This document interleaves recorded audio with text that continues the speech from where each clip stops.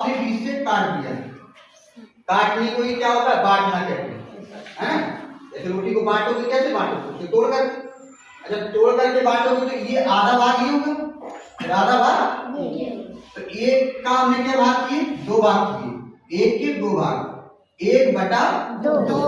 यानी कि एक चीज हमने बांटी कितने जन में, दो लोग, है ना। तो एक ये बटा का साइन, बटा दो।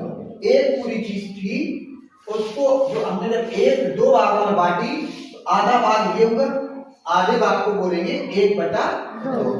आधा भाग यहाँ होगा एक बटा दो। दोनों भाग कैसे होंगे, बराबर बराबर होंगे, क्योंकि बीच से काटेंगे। इसको अगर बीच से काटेंगे तो आधा भाग इधर, आधा भाग। जब भी कोई चीज दो बराबर भागों में बांटेंगे, दो भागों में बांटेंगे तो बराबर बराबर ही बटेगी। ठीक है।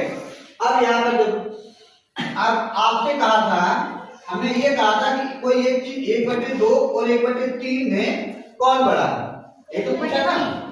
तो आप लोगों ने क्या उत्तर दिया था, 1/3। क्या किया था कि आपको ये वाली संख्या दिख रही है ना। लेकिन वास्तव में क्या है, 1/2 का मतलब क्या होगा, एक चीज दो भागों में बांटी गई तो उसके भाग देखो ऐसे दिख रहे हैं, बराबर बराबर। अब यही रोटी 3 भागों में बांटी जाती है, ऐसे। ठीक है, ऐसे मान लीजिए, ऐसे बांटी जाती है।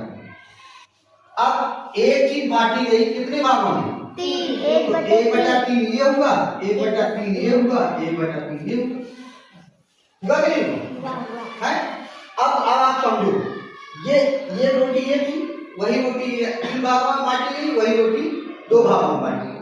जब हमने एक रोटी के 2 भाग किए थे तो देखो ये आधा भाग इधर दिख रहा है और आधा भाग यहाँ दिख रहा है। वही रोटी के 3 भाग किए, ये ना।